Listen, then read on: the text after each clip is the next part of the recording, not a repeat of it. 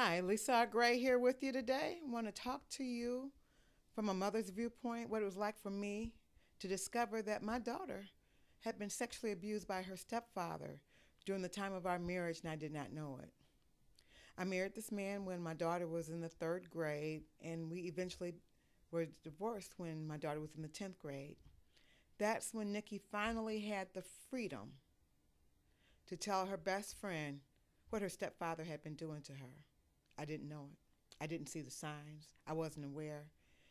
And when I found that out, I was absolutely devastated. I was heartbroken. I felt so much guilt. How could I have brought this man into my home to violate my daughter? There was shame. I was just about suffocating and drowning. And now, after the fact, after that occurred, after the healing, after we went to court and he's in prison for 15 to 40 years, I felt like it was time to start talking about it. I want to share my journey. I want to share my story with you, and I don't want that to happen to any other child, to any other family, to any other mother. I was a teacher, and one of the things that I did was I went looking for something that would speak to my heart, and I didn't find anything. So let's talk about what it's like to find out that someone you brought into the home has been violating your child, has been touching your daughter, or touching your son. You know, we can't not talk about this because when we don't talk about it, it happens to the next child and the next and the next and the next. Because I've been out talking and sharing my testimony and speaking, the number of people that have told me their stories has just been it's been ridiculous. This is a rampant problem that we're not talking about. It's like the elephant in the room that we refuse to admit and acknowledge. But as long as we continue not to talk about it, then it'll continue to fester. This perversion, and that's exactly what it is sexual perversion. It's almost to the point where we've started to legalize sexual perversion. And it's growing and it's growing. But I'm here to say, not on my watch. I refuse to sit idly by and not look and see, look for the signs. What can you do? You know, sexual molestation only happens, well, 9 out of 10 times, it happens to someone that's within your immediate circle. So if we're talking about a daughter, for example, we're talking about a father, a stepfather, a grandfather, a brother, a coach, a teacher. We're talking about somebody that is within the child's circle that you trust that does not deserve your trust. Can your daughter, can your son come to you and tell you that someone's been touching them?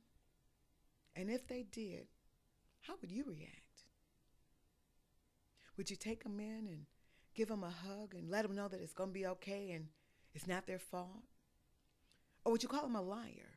Would you not believe them? Would you do something to protect your child? The only people that are molesting our children are those who have access to them. The babysitters, the boy down the street, the girl down the street. This is a crime of people whom we trust, and we shouldn't. I'm speaking out about what happened in my home, and please take a look. Have conversations with your children. Talk to them. Ask them, has anyone touched them? Has anyone violated them? And then, if that happened, let them know that you're going to stand by them, that you're not going to sweep it under the rug and pretend it didn't happen. We're not going to go around and say, what goes on in this house stays in this house because you're embarrassed, because you're ashamed, because you're guilty, because you're feeling guilty. I'm sorry, not guilty, but because you're feeling guilty, like I was. I felt so guilty that I had brought this man into the home. So I'm saying to single mothers out there, be ever so careful of our children, who you have around your children. We know you want to trust the person, but we want to make sure that your trust is in your child, that your protection is in the child, that there is a safety plan for your child, that your child can trust you. They can talk to you. They can let you know, yes, I've been violated over and over and over again. It's time to talk about it. You can reach me through Facebook. My Facebook page is called They Don't Tell. You can go on my website, lisargray.com.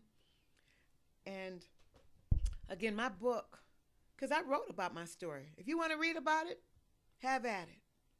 It's called They Don't Tell, Child Abuse from a Mother's Perspective. Doesn't talk about the abuse my daughter suffered, because that's her story to tell, should she ever decide to.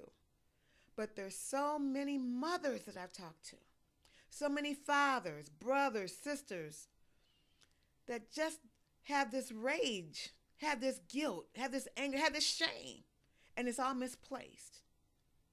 I say to you, as I said to my daughter, hold your head up high, because you have nothing to be ashamed of. Thank you.